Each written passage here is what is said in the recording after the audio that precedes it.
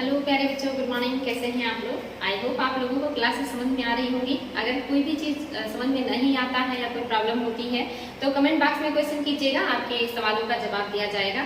और उसको बार बार रिवीजन कीजिएगा क्योंकि हिस्ट्री थोड़ा सा बोरिंग लगता है, इसमें तथ्य बहुत ज़्यादा है जो आसानी से याद नहीं होते और बार बार भूल जाते हैं। तो इसका एक ही रास्ता है कि इसको जितना ज़्यादा पढ़ेंगे, बार बार रिवीजन करेंगे, उतना ही अच्छा रहेगा आप लोगों के लिए। तो हिस्ट्री याद करने का यही एकमात्र तरीका है कि बार बार रिवीजन करें और उसको समझने का प्रयास करें कि कौन सी घटनाएं कब घट रही हैं और क्या रीजन है उसके घटने का। तो थोड़ा सा आसान हो जाएगा और थोड़ा कहानी की तरह समझ में आएगा। तो चलिए बच्चों, शुरुआत करते हैं। शाहजहां को हम लोगों ने जहांगीर तक का शासनकाल पढ़ लिया है और आज हम लोग शाहजहां को पढ़ने जा रहे हैं। और जो शाहजहां है, इनका जो शासनकाल है यानी कि राजा ही बने हैं 1627 में और 1658 में आते ही इनकी मृत्यु हो गई है। तो आज हम इन्हीं को पढ़ने जा रहे हैं और शुरुआत कर रहे हैं हम इनके प्रारंभिक जीवन से कि शाहजहां का जो प्रारंभिक जीवन है उसमें कैसे शुरुआत होती है। तो इनका जो जन्म है ये 5 जनवरी 1592 ईस्वी में लाहौर में हुआ है जगत गोसाई के गर्भ से। यानी कि ये जो है खुर्रम, इनका जन्म आप देख रहे हैं 5 जनवरी हुआ है 1592 ईस्वी में हुआ है।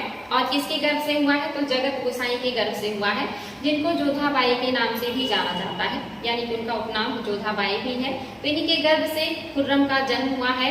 और जो खुर्रम है इनको शाहजहां की उपाधि इनके पिता जहांगीर के द्वारा दिया गया था। कल के क्लास में मैंने बताया था कि दक्षिण का अभियान करने पर जब खुर्रम को वहां पे विजय प्राप्त होता है और उन्होंने अहमदनगर को मुगल साम्राज्य के अधीन कर लिया था, क्योंकि इसके पहले बहुत सारे अभियान जो है वो करने के बावजूद भी अहमदनगर पर अधिकार नहीं हो पाया था। लेकिन शाहजहां ने अपनी सूझबूझ और अपनी रणनीति से अहमदनगर को अपने अधिकार में ले लिया था, जिससे प्रसन्न होकर के उनके पिता जहांगीर ने शाहजहां की उपाधि दिया था खुर्रम को। साथ ही उनको 30,000 का मनसब भी दिया था, जहां से इनकी पद प्रतिष्ठा में वृद्धि हुआ था। तो शाहजहां की उपाधि इनको इनके पिता के द्वारा दिया गया है और इनके बचपन का नाम या जो मूल नाम है ये खुर्रम है। आगे चल करके ये बहुत बड़ी उपाधि धारण करके राजा बनते हैं। दिल्ली के इंपॉर्टेंट है बच्चों, इन्हीं का नाम खुर्रम और शाहजहां है। और इनके जो प्रथम शिक्षक है ये मुल्ला कासिम बेग है। मुल्ला कासिम बेग जो है तबरीजी। आपने देखा था अकबर के अलावा जितने भी मुगल बादशाह हैं सभी की पढ़ाई और शिक्षा दीक्षा पर ध्यान दिया गया है। और जो शाहजहां है इनकी भी शिक्षा पर जो है ध्यान दिया गया था, जिसमें के जो महत्वपूर्ण 2 गुरु हैं, जिसमें से पहले हैं मुल्ला कासिम बेग तबरीजी और दूसरे हैं जो दूसरे शिक्षक हैं हकीम अली गिलानी। ये एक चिकित्सक भी हैं और साहित्यकार भी हैं और इन्हीं से खुसरो सबसे ज्यादा प्रभावित है। ये बहुत ही ज्ञानी व्यक्ति हैं और इन्हें चिकित्सा और साहित्य दोनों का ज्ञान है। और इन्हीं के स्वभाव से या इनके जो सोच है, व्यवहार है, इससे सबसे ज्यादा प्रभावित हैं खुर्रम यानी कि शाहजहां। और जो शाहजहां है इन्होंने फारसी का अच्छा ज्ञान प्राप्त किया था। इसके अलावा इन्होंने जो है बाण चलाना, तीर धनुष चलाना और इसके साथ ही बंदूक चलाने की जो शिक्षा है या कला है, वो सारी चीजों को शाहजहां ने सीखा था। और अपने जीवन काल में इन्होंने बहुत सारे अभियान किए थे, या जितने भी महत्वपूर्ण अभियान हैं जहांगीर के समय के, वो सारे अभियान खुर्रम यानी कि शाहजहां के द्वारा ही किए गए थे। तो इन्होंने बहुत बेहतरीन प्रदर्शन किया था अपनी शिक्षा का और शिक्षा लेने के बाद इन्होंने बहुत बढ़िया एक सेनापति के रूप में कार्य किया है। इम्पोर्टेंट है बच्चों, इन्होंने जो है विवाह कई किए हैं, जिसमें से जो इनका पहला विवाह है ये 1610 में सफवी राजकुमारी मुजफ्फर हुसैन की पुत्री से हुआ था। जबकि इनकी जो सगाई है वो सगाई पहली बार जो हुआ है अर्जमंद बानो बेगम से हुआ था। सगाई पहले अर्जमंद बानो बेगम यानी कि मुमताज महल से हुआ था। उसके बाद दूसरी जो सगाई है ये सफवी राजकुमारी मुजफ्फर हुसैन की पुत्री से हुआ है। लेकिन जो विवाह है ये मुमताज महल से दूसरे नंबर पे हुआ है। पहले जो शादी किया है 1610 ईस्वी में ये सफवी राजकुमारी से किया है शाहजहां ने। और जो दूसरा विवाह इन्होंने किया है ये 1612 में अर्जमंद बानो बेगम से हुआ है, जो कि आसफ खां की पुत्री है, नूरजहां के भाई की पुत्री है। ये इंपॉर्टेंट है, यानी कि इनकी बुआ है नूरजहां और इनसे विवाह हुआ है। दूसरे नंबर का विवाह जो शाहजहां का है ये अर्जमंद बानो बेगम से हुआ है, जो इनकी सबसे प्रिय पत्नी थी। तीसरा विवाह भी इनका हुआ है 1617 में और ये हुआ था अब्दुल रहीम खान खाना के पौत्र की पुत्री से हुआ था, जो बहुत इंपॉर्टेंट नहीं है। ये 2 विवाह इनके ज्यादा महत्वपूर्ण है, एक मुजफ्फर हुसैन की पुत्री और दूसरा अर्जमंद बानो बेगम का विवाह। अपने जीवन काल में इन्होंने शुरुआती दौर में 2 महत्वपूर्ण अभियान किए थे, 2 सैन्य अभियान। इन्होंने हालांकि बहुत सारे अभियान किए हैं, लेकिन 2 सैन्य अभियान जिसकी वजह से इनकी पद और प्रतिष्ठा में वृद्धि हुई थी वो ज्यादा महत्वपूर्ण है, जिसकी वजह से इन्हें साम्राज्य में उत्तराधिकारी के रूप में देखा जाने लगा था। ये 2 महत्वपूर्ण अभियान काफी इंपॉर्टेंट है बच्चों, जिसमें से आप देखेंगे कि जो पहला अभियान है ये 1614 में मेवाड़ के विरुद्ध इन्होंने किया था। 1614 का जो मेवाड़ अभियान है बहुत इंपॉर्टेंट है। आपको पता है कि जो मेवाड़ के शासक थे राणा सांगा, उदय सिंह, महाराणा प्रताप, अमर सिंह, इन लोगों ने मुगलों की अधीनता जो है स्वीकार नहीं किया था। और इस समय जब शाहजहां का समय है या जहांगीर का टाइम पीरियड है, तो अमर सिंह मेवाड़ के शासक है और इस समय जो जहांगीर है इन्होंने मेवाड़ को अपने अधीन लाने का संकल्प लिया और उसके लिए इन्होंने कई अभियान भेजे और उन सारे अभियानों में उन्हें सफलता नहीं मिली। और जो चौथा अभियान था वो उन्होंने खुर्रम को सौंपा था और खुर्रम ने बड़े समझदारी से और बड़े चालाकी से इस अभियान को सक्सेसफुली जो है कंप्लीट किया और पूरा करने के बाद जो मेवाड़ है उसे मुगलों के अधीन लेकर के आए थे। कल के क्लास में सारी चीजें मैंने बताई थी, उसको देखिएगा आप लोग। वहां से इनका जो समृद्धि है या जो प्रतिष्ठा है बहुत तेजी से बढ़ा। 1614 में इन्होंने मेवाड़ को अपने अधिकार में कर लिया। और दूसरा जो इनका अभियान है 1617 का अहमदनगर का अभियान। दूसरे अभियान में जो शाहजहां है इनकी प्रतिष्ठा और भी ज्यादा बढ़ गई, क्योंकि अहमदनगर के खिलाफ जो जहांगीर है इन्होंने 4 अभियान किए, चारों अभियानों में उन्हें सक्सेस नहीं मिला और जो 5वें नंबर का अभियान था वो खुर्रम को सौंपा गया और खुर्रम ने इस अभियान को सफलतापूर्वक जो है समाप्त किया। और यहाँ पर इन्हीं जो है जब खुश होते हैं जहांगीर तो इनको खुर्रम से शाहजहां की उपाधि दे देते हैं और 30,000 का मनसब इसी अभियान को पूरा करने की वजह से शाहजहां को मिला था। तो इसलिए इनका जो दूसरा अभियान है ये और भी महत्वपूर्ण है। ये 2 क्षेत्र ऐसे हैं जिसको अकबर भी पूरी तरह से अपने साम्राज्य में नहीं मिला पाए थे, इसीलिए और भी महत्वपूर्ण है। जहांगीर के समय में ये क्षेत्र मुगल साम्राज्य के अधीन आए थे और उसका जो श्रेय है ये खुर्रम यानी कि शाहजहां को दिया जाता है। तो अपने शुरुआती दौर की ये 2 अभियान उन्होंने किए जो बहुत ही महत्वपूर्ण है। जहांगीर के 5 पुत्र थे। जो जहांगीर है इनके 5 पुत्र हैं, जिसमें से 4 पुत्रों का नाम आप लोगों को याद भी हो गया होगा, खुसरो, परवेज और जहांदार जो हैं। इन तीनों पुत्रों की जो है मृत्यु हो गई थी जो जहांगीर थे उनके जीवन काल में ही, यानी कि 1626 में जहांगीर की आप देखेंगे तबीयत खराब हुई और 27 में उनकी मृत्यु हुई थी। उसके पहले ही 1626 तक उनके इन 3 पुत्रों की मृत्यु हो चुकी थी, खुसरो का, परवेज का और जहांदार का। अब सिर्फ 2 पुत्र जीवित थे, जिसमें एक थे खुर्रम यानी कि शाहजहां और दूसरे थे शहरयार। शहरयार को राजा बनाना चाह रही थी नूरजहां और खुसरो को खुर्रम को यानी कि शाहजहां को राजा बनाना चाह रहे थे उनके भाई आसफ खां। और इन्हीं दोनों लोगों के बीच उत्तराधिकार के युद्ध का प्रश्न खड़ा हो जाता है। और जैसे ही जहांगीर की मृत्यु लाहौर में हुआ तो नूरजहां ने वहां पर शहरयार को सल्तनत यानी कि मुगल साम्राज्य का शासक घोषित कर दिया। उस समय जो शाहजहां है ये दक्षिण में थे, क्योंकि ये दक्षिण के सूबेदार थे और वहां का क्षेत्र इनके अधीन था। ये उस समय दक्षिण में थे और जो आगरा में थे इनके ससुर आसफ खां थे। और उस समय जब जहांगीर की मृत्यु हुई तो एक तरफ शहरयार को लाहौर में मुगल साम्राज्य का शासक घोषित किया गया, दूसरी तरफ जो आगरा में आसफ खां ने उन्होंने जो है एक दूत जो बहुत तेजी से शाहजहां के पास पहुंचा, उसको भेजा कि आप जितनी भी जल्दी हो इस खबर को शाहजहां तक पहुंचाएं कि जो जहांगीर अब नहीं रहे और आप यथाशीघ्र राजधानी में पहुंचे और यहाँ की राजगद्दी को संभाले। इस बात का पता चलते ही जो शाहजहां है वो दक्षिण से दिल्ली की तरफ यानी कि आगरा की तरफ जो है प्रस्थान करते हैं। और जो आसफ खां है उन्होंने गद्दी को खाली देखा तो उन्होंने वहां पर जो मृत खुसरो है उनके पुत्र दावर बख्श को गद्दी पर बैठा दिया जो अल्पवयस्क थे। और साथ ही उन्होंने नूरजहां के खिलाफ अभियान किया और उस अभियान में नूरजहां को बंदी बना लिया गया और जो शहरयार है उनको पकड़ करके अंधा कर दिया गया और आगे चल करके उनकी हत्या कर दी गई। और इस तरह से जो मुगल राजगद्दी है वो पूरी तरह से शाहजहां के लिए खाली था। शाहजहां आगरा पहुंच करके जो दावर बख्श है उनकी हत्या करके शासक बन गए थे। तो ये इनका प्रारंभिक जीवन था, इनका जन्म, इनकी प्रतिष्ठा, इनकी महत्वपूर्ण शादियां और किस तरह से ये दिल्ली की राजगद्दी पर बैठे थे। तो यहाँ से जो जहांगीर है ये राजा बने हैं। राजा भी कब बने हैं? 4 अक्टूबर 1628 ईस्वी को इन्होंने आगरा पहुंचकर अपना राज्याभिषेक किया। साथ ही अबुल मुजफ्फर सिहाबुद्दीन मोहम्मद साहिब किराने सानी। इन्होंने इतनी बड़ी उपाधि धारण की थी, अपने नाम के आगे इन्होंने इतना बड़ा उपाधि लगाया था, अबुल मुजफ्फर सिहाबुद्दीन मोहम्मद साहिब किराने सानी। ये उपाधि धारण करके जो शाहजहां है उन्होंने अपने आप को सुल्तान घोषित कर दिया था।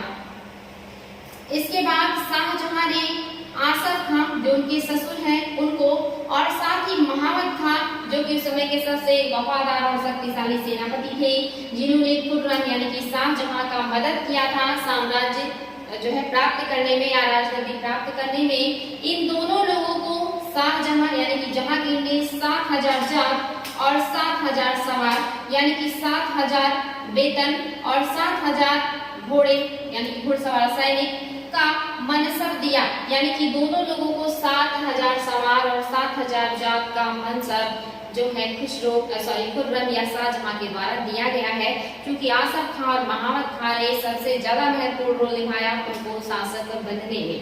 तो इम्पोर्टेंट है बच्चों, इनको इस तरह से सम्मानित किया गया। जो नूरजहां है उनको 2 लाख का पेंशन देकर जो लाहौर का किला है वहीं पर कैद कर दिया गया, और इन्होंने अपना आगे का जीवन वहीं पर शांतिपूर्वक तरीके से बिताया। और 1645 ईस्वी में नूरजहां की भी मृत्यु हो गई, और मृत्यु के बाद इन्हें भी लाहौर में ही इनके पति के मकबरे के पास जो है दफन कर दिया गया, यानी कि इनका भी जो मकबरा है वो लाहौर में है। इसके बाद देखते हैं शाहजहां के समय के विद्रोह, यानी कि शाहजहां हैं वो अब शासक बन गए हैं, और शासक बनने के बाद उन्हें भी कुछ विद्रोहों का सामना करना पड़ेगा। आपने देखा था कि अकबर के समय में भी विद्रोह हुए थे, हुमायूं के समय में भी विद्रोह हुए, जहांगीर के समय में भी विद्रोह हुए हैं, ऐसे ही शाहजहां के समय में महत्वपूर्ण 2 विद्रोह हुए हैं जो काफी जो है जहांगीर को शाहजहां को चैलेंज देते हैं या चैलेंज करते हैं या उनके लिए काफी प्रॉब्लम क्रिएट करते हैं। जिससे जो सबसे ज्यादा महत्वपूर्ण है ये है खान-ए-जहां लोदी का विद्रोह। ये बहुत इंपॉर्टेंट है बच्चों, क्योंकि ये शाहजहां के काल का सबसे पहला विद्रोह है। एग्जाम में क्वेश्चन बन सकता है कि शाहजहां के काल का सबसे पहला विद्रोह कौन सा था, तो खान-ए-जहां लोदी का विद्रोह शाहजहां के काल का पहला विद्रोह था। ये इंपॉर्टेंट है बच्चों, और ये सबसे भयंकर या सबसे खतरनाक विद्रोह भी था जिसने शाहजहां को सबसे ज्यादा परेशान किया है। ये जो विद्रोह हुआ है ये हुआ है 1628 और 31 के बीच में इनका विद्रोह चला है। लगभग आप देख रहे हैं कि 3 वर्षों से ज्यादा का समय इन्होंने लिया है विद्रोह में। यह एक अफगान अमीर था, यानी कि खान-ए-जहां जो लोदी है एक अफगान अमीर थे, और अफगान आप जानते हैं ये बहुत स्वतंत्र विचार के होते हैं कि आसानी से किसी की अधीनता स्वीकार नहीं करते। लेकिन ये जो खान-ए-जहां है, चूंकि इन्होंने बहुत ही जो है मदद किया था जहांगीर का, यंग के समय में इन्होंने इनको सेवाएं प्रदान की थी, जिससे प्रसन्न होकर के जहांगीर ने इनको 5000 का मनसब यानी कि जात और सवार दिया था, और इन्हें दक्षिण का जो है बुरहानपुर का क्षेत्र भी दिया था कि आप वहां पर अपना कार्य करेंगे, यानी कि सूबेदार बनाया गया था इनको। आगे चल करके इन्होंने क्या किया है कि जब 1626 में परवेज की मृत्यु हो गई तो इन्हें क्या किया, दक्कन का फिर से सूबेदार बना दिया गया। यानी कि पहले बुरहानपुर के सूबेदार थे, लेकिन आगे चल करके परवेज को वहां का सूबेदार बना दिया गया था और इनको वहां से हटा दिया गया था। तो जब परवेज की मृत्यु हो जाती है 1626 ईस्वी में, बहुत ज्यादा शराब पीने की वजह से इनकी भी मृत्यु हो गई थी, तो इन्हें भी क्या किया गया है, दक्कन का सूबेदार बना करके भेज दिया गया है। और वहां पर जाने के बाद, क्योंकि ये अफगान हमेशा अपने आप को स्वतंत्र करने का सोचते हैं, हमेशा स्वतंत्र राज्य स्थापित करने का सपना देखते रहते हैं, ये किसी की अधीनता स्वीकार नहीं करते आसानी से। तो जो ये खान-ए-जहां है, इन्होंने भी अपने इस स्वतंत्र विचारों को स्थापित करने का प्रयास किया और इन्होंने अपने लिए साम्राज्य जो है बनाने का प्रयास किया और एक तरीके से अपने आप को स्वतंत्र रूप से स्थापित कर लिया। मुगलों ने इनको जो है इनके खिलाफ एक्शन लिया कि आप जो है हमारे अधीन कार्य करेंगे, यानी कि आपको स्वतंत्र रूप से रहने का अधिकार नहीं है। तो यहाँ पर जो ये खान-ए-जहां लोदी हैं इस बात का विरोध करते हैं, और जो मालवा के सेनापति है इनको मुगलों के द्वारा नियुक्त किया जाता है कि आप जाइए और खान-ए-जहां को पराजित कीजिए, जिसके द्वारा जो बहादुर है इन्होंने क्या किया, सेनापति बहादुर ने पराजित कर दिया है जो खान-ए-जहां लोदी है। और खाने जहां लोदी ने देखा कि अब मतलब जो है मुझे दंडित किया जा सकता है, तो इन्होंने शाहजहां के सामने आत्मसमर्पण कर दिया। और आत्मसमर्पण करने के बाद शाहजहां ने भी माफ कर दिया और इन्हें फिर से दक्षिण का सूबेदार नियुक्त कर दिया जहां पर ये थी। और दक्षिण का सूबेदार नियुक्त होने के बाद इन्होंने फिर से कुछ समय तक वहां पर कार्य किया और आगे चल करके इन्होंने धीरे धीरे करके फिर से अपने शक्ति को बढ़ाना शुरू कर दिया और वहां के जो मुगलों का क्षेत्र था उसको इन्होंने अहमदनगर के जो मलिक अंबर थे उनको दे दिया और उनसे उसके बदले में 10 लाख रुपए ले लिया। यानी कि मुगलों का जो बालाघाट क्षेत्र है इन्होंने अहमदनगर के शासक को दे करके उनसे 10 लाख रुपए उसके बदले में ले लिया और फिर से अपना जो है स्वतंत्र व्यवहार करना शुरू कर देते हैं। और इस बात से फिर से जो मुगल हैं ये नाराज होने लगते हैं और यहाँ पर आप देखेंगे कि आगे चल करके इन्हें क्या किया जाता है, वापस बुला लिया जाता है राजधानी में। शाहजहां ने क्या किया, इनको वापस बुला लिया कि आप वापस आइए राजधानी में, आप सही से कार्य नहीं कर रहे हैं और उनकी जगह पर महावत खां को सूबेदार बना करके भेज दिया जाता है। जो ये खाने जहां लोदी हैं ये मुगल दरबार में आ जाते हैं और लगभग 7 से 8 महीने तक ये मुगल दरबार में अपने फैमिली के साथ रहे। लेकिन कुछ समय के बाद इन्हें लगता है कि कहीं ऐसा ना हो कि किसी दिन मुझे मेरी फैमिली के साथ मार दिया जाए, तो ये एक दिन बिना जो है शाहजहां को सूचित किए वहां से भाग निकलते हैं और जो है चले जाते हैं दक्षिण में। और दक्षिण के जो शासक हैं उनके पास चले जाते हैं और वहां के शासक ने इनको अपने यहाँ संरक्षण दे दिया और इनको जो है वीर की जागीर दे दी। और वीर की जागीर देने के बाद उनको काम सौंपा कि आप जो मुगलों के अधीन हमारा क्षेत्र है उसको मुगलों से छीन करके हमें वापस दीजिए। और इसके बाद इन्होंने मुगलों के खिलाफ संघर्ष करना शुरू कर दिया। यहाँ पर जो शाहजहां है, जब उन्हें पता चलता है कि जो खाने जहां लोदी है ये भाग गए हैं दक्षिण में, दक्षिण के क्षेत्र में चले गए हैं और ऐसे में वहां की शक्तियों को ये जो है एक तरीके से बढ़ावा देंगे या वहां की शक्तियां इनको मेरे खिलाफ जो है इस्तेमाल करेंगी, तो जहांगीर ने शाहजहां ने इनके खिलाफ सेनापतियों को भेजा कि आप जाइए और इनको कंट्रोल कीजिए, कहीं ऐसा ना हो कि ये दक्षिण का माहौल बिगाड़ दे। और इनके खिलाफ शाहजहां ने 3 शाही सेना को भेजा, यानी कि 3 शाही सेनापतियों को नियुक्त किया गया और इस फौज ने जो है इनके खिलाफ वर्क किया। और साथ ही जो उस समय के वहां के शाह अजीत भोसले थे इनको भी इन्होंने अपनी तरफ मिला लिया और इन सब लोगों ने मिल करके जो खाने जहां लोदी है इनके खिलाफ जो है एक्शन लिया। खाने जहां लोदी सबसे लड़ते रहे लेकिन बार बार इन्हें पराजय मिल रहा था। इन्होंने बीजापुर के शासक से भी मदद मांगा लेकिन बीजापुर के शासक ने भी मदद नहीं किया और बार बार पराजय होने की वजह से जो अहमदनगर का शासक है ये भी इनसे परेशान हो गया और इसने भी इनकी मदद करने से इनकार कर दिया।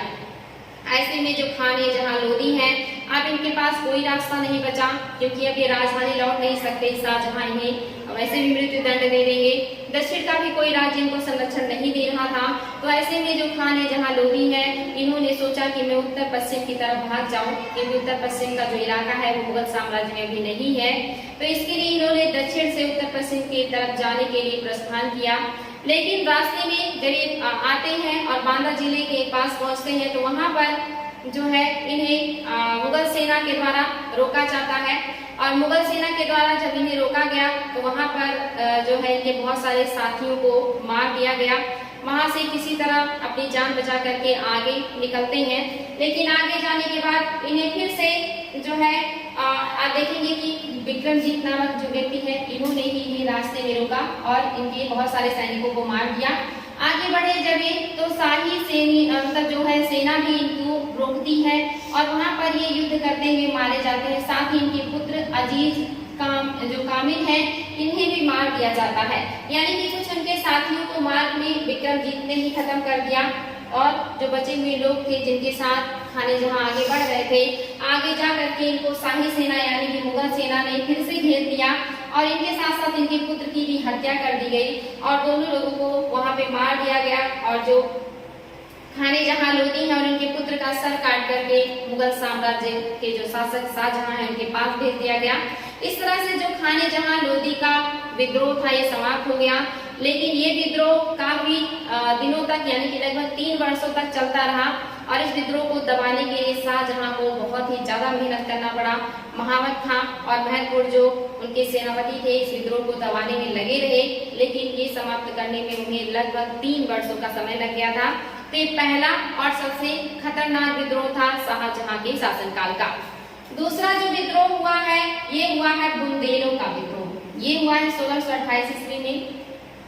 इसके पहले आपने देखा था जहांगीर के शासनकाल में वीर सिंह बुंदेला जो उनके दोस्त थे, जिन्होंने जो है अबुल फजल की हत्या की थी 1602 ईस्वी में। यही जो वीर सिंह बुंदेला है, जब तक ये जीवित रहे इन्होंने मुगलों के अधीन कार्य किया। इनके मृत्यु के बाद इनके पुत्र जुझार सिंह शासक बने और इन्होंने शासक बनने के बाद अपने पुत्र जिनका नाम विक्रमजीत है, जिन्होंने यहाँ पर आपने देखा कि जो खाने जहां है उनको मारने का प्रयास किया था, इन्होंने अपने पुत्र विक्रमजीत को शासक बनाया और शासक बनाने के बाद खुद जो है ये शाही सेवा में चले गए, यानी कि आगरा दरबार में चले गए और जो विक्रमजीत हैं शासन करना शुरू करते हैं। लेकिन इनका जो व्यवहार था ये बहुत क्रूर था और इनके अत्याचारी और क्रूर व्यवहार की वजह से जो जनता थी वो खुश नहीं थी। इन्होंने बहुत सारा जो धन है और संपत्ति है जनता से लूट करके अपने जो है राजकोष में भर लिया था। शाहजहां ने एक दिन आदेश दिया कि आप जाएं अपने सैनिकों को कि आप जाएं और जो वीर सिंह बुंदेला हैं इन्होंने बहुत सारी संपत्ति जो है वो गैर कानूनी तरीके से या अवैध तरीके से अपने अंडर में ले लिया था, उसका जांच किया जाए कि इनकी संपत्ति में कितने जो संपत्ति है वो गैर तरीके से हथियाया है इन्होंने। इस बात का पता जब जुझार सिंह को चला तो उन्हें ये अपने लिए अपमानित फील हुआ। उन्हें लगा कि मेरा अपमान है, मेरे संपत्ति का जो है जायजा लिया जा रहा है। और वहां पर वो आगरा से बिना बताए शाहजहां को बुंदेलखंड लौट जाते हैं और इस बात से जो शाहजहां है वो नाराज होते हैं और इनके जो है खिलाफ सेना को भेजते हैं। और दूसरी तरफ जो जुझार सिंह है अपने साम्राज्य में पहुंच करके अपने बेटे के साथ युद्ध की तैयारी शुरू कर देते हैं। शाहजहां ने इनके खिलाफ शाही सेना को भेजा और शाही सेना जो है ये इनसे युद्ध की, लेकिन बुंदेलखंड का जो इलाका है ये बहुत ही एक तरीके से कहेंगे दुर्गम है, वहां पे इतना आसान नहीं है कि वहां के स्थानीय लोगों को हराना। दूसरे जो बुंदेल है ये भी बहुत स्वतंत्र विचारधारा के हैं, आसानी से किसी की अधीनता स्वीकार नहीं करते, तो उन्होंने भी मुगलों की मतलब खासा चुनौती दी और लगभग 1 वर्षों तक जो मुगल सेना है वो लगी रही और 1 वर्षों के अथक प्रयास के बाद जाकर के मुगलों को जो है सफलता मिली। और जो इनके मतलब जो वीर सिंह के बेटे हैं जुझार सिंह और उनके पुत्र ने मुगलों के सामने आत्मसमर्पण कर दिया। शाहजहां ने जुझार सिंह को माफ कर दिया और इनको दक्षिण के अभियान के लिए नियुक्त कर दिया। इन्होंने अधीनता स्वीकार कर ली मुगलों की, साथ ही बहुत सारा धन संपत्ति भी इन्हें शाहजहां को देना पड़ा हर्जाने के तौर पे। और तीसरा, इन्हें मुगल सेना का सेनापति बन करके दक्षिण में शाहजहां के लिए युद्ध में भी शामिल होना पड़ा और ये दक्षिण में कई वर्षों तक शाहजहां के लिए कई युद्ध लड़े। देवगिरी का किला भी इन्होंने जीत करके शाहजहां को दिया। साथ ही कई वर्षों तक कार्य करने के बाद इन्होंने एक दिन जो महावत खां हैं जिनके अंडर में वर्क कर रहे थे उनसे छुट्टी लेकर के ये वापस अपने राजधानी यानी कि अपने साम्राज्य में लौट आते हैं। और लौटने के बाद इन्होंने यहाँ के क्षेत्र पर फिर से देखेंगे 1634 में इन्होंने क्या किया है, महावत खां से आज्ञा ली और छुट्टी लेकर के अपने साम्राज्य में लौट आए थे। और यहाँ पर आने के बाद इन्होंने गोंडवाना पर अधिकार कर लिया और साथ ही इन्होंने पास के जो क्षेत्र हैं उस पर भी अधिकार कर लिया और वहाँ के दुर्गों पर अधिकार कर लिया और वहाँ के शासक की हत्या कर दी। और इस तरह से इन्होंने अपना साम्राज्य विस्तार करना शुरू कर दिया। इस बात का जो शाहजहां को जब पता चला कि इन्होंने गोंडवाना पर अधिकार कर लिया है और पास के क्षेत्रों पर भी अधिकार करके वहाँ के दुर्ग पर अधिकार कर लिया है और वहाँ के जो शासक हैं यानी कि उनकी हत्या कर दी है, तो शासक के पुत्र ने शाहजहां से इस बात की शिकायत की कि जो जुझार सिंह इन्होंने मेरे पिता की हत्या करके हमारे साम्राज्य पर अधिकार कर लिया है। शाहजहां ने जुझार सिंह को संदेश दिया या आदेश दिया कि आप जो भी किला जीते हैं उसे मुगलों को वापस करें या मुगल साम्राज्य में इसको शामिल करें, मुगलों को सौंपे। और दूसरा 10 लाख रुपए आप जुर्माने के तौर पर दें। तीसरा, शाहजहां ने आदेश दिया कि जो गोंडवाना लहर का क्षेत्र आपने जीता है उतना ही क्षेत्र आप बुंदेलखंड से जो है मुगल साम्राज्य को दे। तो ये 3 शर्तें शाहजहां ने जुझार सिंह के ऊपर रखी कि आप जो है गोंडवाना जो क्षेत्र है उसके बराबर क्षेत्र दे हमें, साथ ही 10 लाख रुपए और जो दुर्ग आपने जीता है वो दुर्ग भी मुगलों को सौंपे।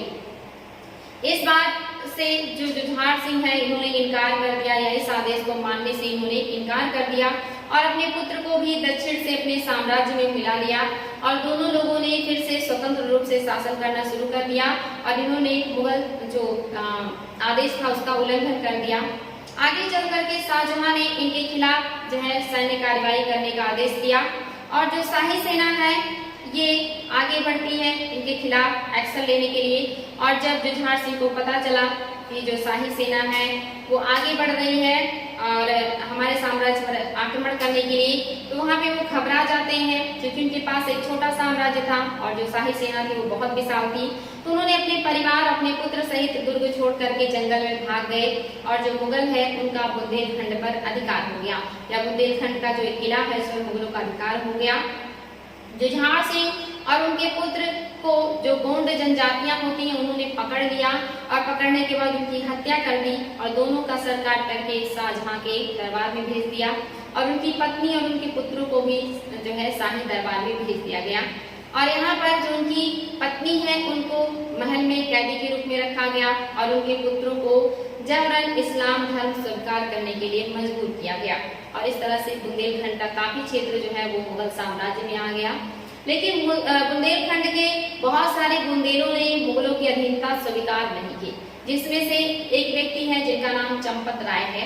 इन्होंने भी मुगलों की अधीनता स्वीकार नहीं की और मुगलों के क्षेत्रों में लूटपाट करना शुरू कर दिया। आगे चल करके शेरशाह जो शहंशाह है इन्होंने इनके खिलाफ भी सेना भेजा और जो चंपत राय है इन्होंने युद्ध किया और युद्ध में पराजय हुए और आगे चल करके इन्होंने अधीनता भी स्वीकार कर ली और आत्मसमर्पण कर दिया और मुगलों से इन्होंने संधि कर लिया।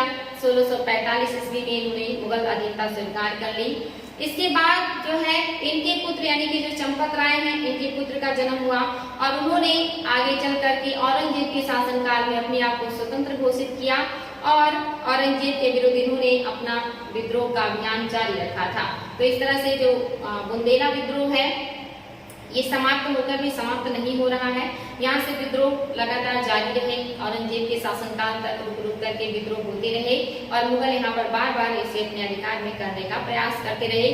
तो ये है बच्चों बुंदेलों का विद्रोह जो 1628 से शुरू हुआ है और 1645 के बाद भी ये चलता रहा औरंगजेब के शासनकाल तक। तो यहाँ तक आप लोगों ने देख लिया है कि किस तरह से जो मुगल हैं वो यहाँ पर बार बार प्रयास करते रहे, लेकिन बुंदेल अपने आप को स्वतंत्र करने का प्रयास करते रहे।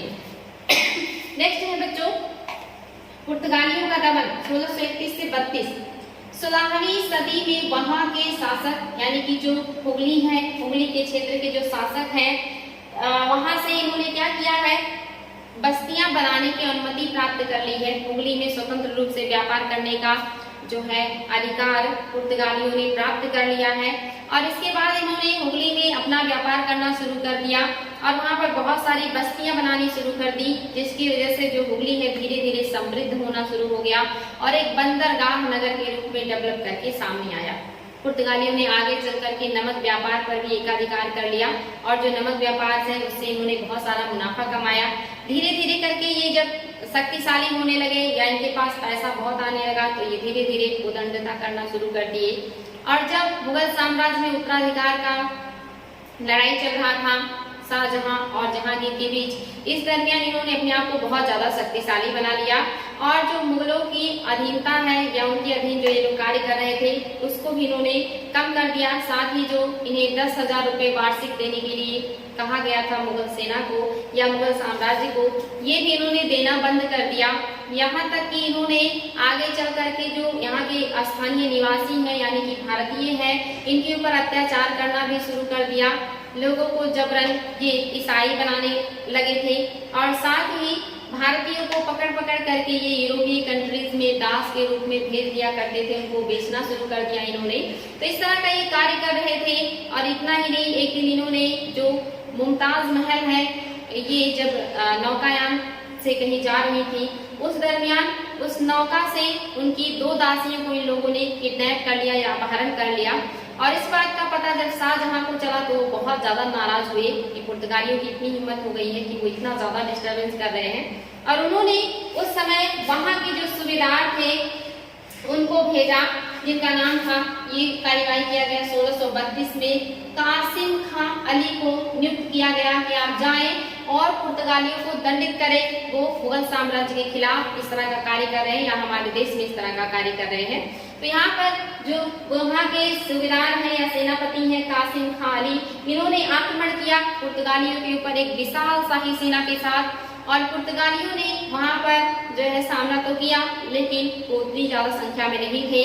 और इस युद्ध में बड़े पैमाने पे जो पुर्तगाली हैं इनकी हत्याएं की गई, बड़े पैमाने पे पुर्तगाली जो है वो मार दिए गए। बहुत सारे जो पुर्तगाली हैं वो भागते वक्त हुगली नदी में गिर करके डूब करके मर गए, और बहुत सारे पुर्तगाली जो पकड़े गए उन्हें मुगल साम्राज्य में लाया गया। उसमें से बहुतों को इस्लाम धर्म स्वीकार कराया गया, और जिसने भी इस्लाम धर्म स्वीकार नहीं किया उन्हें कठोर यातनाएं दे करके उनकी हत्या कर दी गई। तो इस तरह से जो पुर्तगाली हैं उनके खिलाफ शाहजहां ने कठोर कदम उठाया था, और फिर जो है हुगली में कुछ समय के लिए पुर्तगालियों की जो गतिविधियां हैं वो शांत हो गई थी। तो ये था पुर्तगालियों के खिलाफ शाहजहां का कार्य, जो कि 16 से 31 से 32 के बीच की घटना है।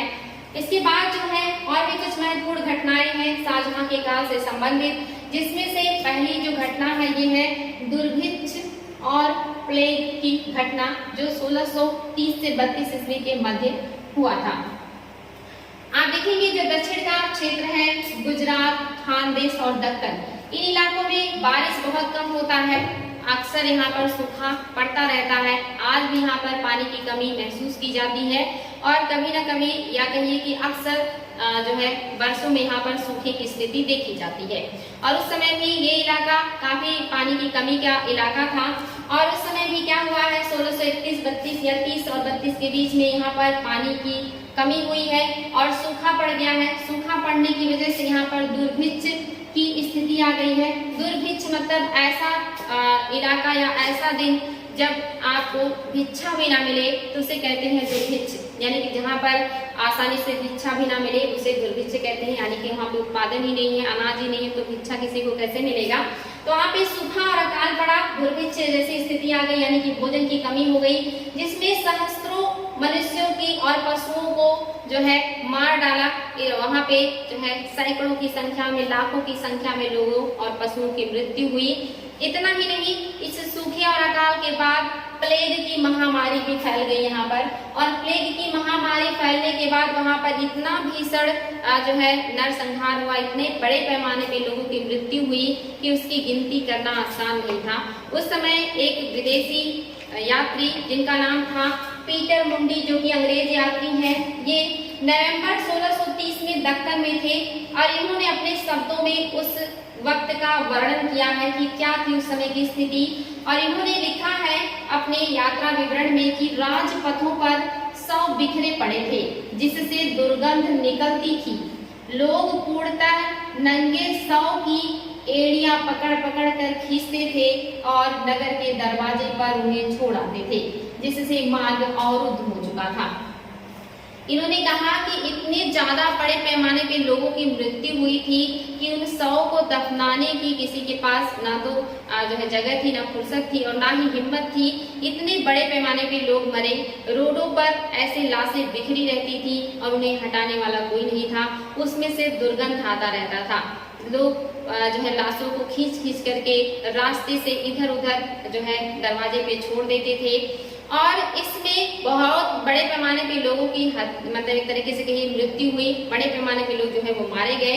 और उस समय के हमारे भारतीय इतिहासकार भी हैं अब्दुल हमीद लाहौरी, इन्होंने क्या कहा है, अंत में निर्धनता इतनी पहुंच गई कि मनुष्य एक दूसरे को खाना प्रारंभ कर दिया और एक पुत्र के प्रेम की अपेक्षा उसका मांस अधिक प्रिय समझा जाने लगा। अब्दुल जो हमीद लाहौरी है, इन्होंने कहा कि इतनी स्थिति खराब हो गई, निर्धनता इतना ज्यादा हावी हो गया, खाने की इतनी कमी हो गई कि लोग एक दूसरे को ही खाना शुरू कर दिए, और जो उनके बच्चे होते थे, माता पिता, उनको प्यार कम, उनके मांस को ज्यादा प्रिय समझने लगे, क्योंकि उन्हें जिंदा रहने के लिए खाने का कुछ भी नहीं मिल रहा था।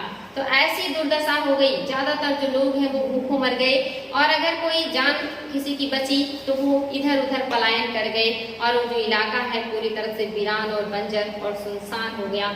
इतना खतरनाक वहाँ पर जो है सूखा काल और प्लेग की बीमारी फैली थी। और इस समय जो वहाँ के मुगल शासक हैं यानी कि शाहजहां, इन्होंने बहुत सारा जो है मदद भी किया और खास करके अहमदाबाद और आसपास के क्षेत्रों में इन्होंने लंगर की भी खुलवाए, जहां से भूखे लोगों को दाल रोटी मिल जाता था और वो वहां जाकर के भोजन ग्रहण कर सकते थे। लेकिन ये उतना पर्याप्त नहीं था, बड़े संख्या में जो लोग हैं वो मर गए थे। इसके साथ ही उस समय लगभग 70 लाख रुपए जो भू राजस्व का होता था उसको शाहजहां ने माफ कर दिया कि आप लोगों को लगान नहीं देना है, चूंकि उत्पादन ही नहीं हुआ है तो कोई लगान कहाँ से देगा। तो शाहजहां ने 70 लाख लगान का माफ किया।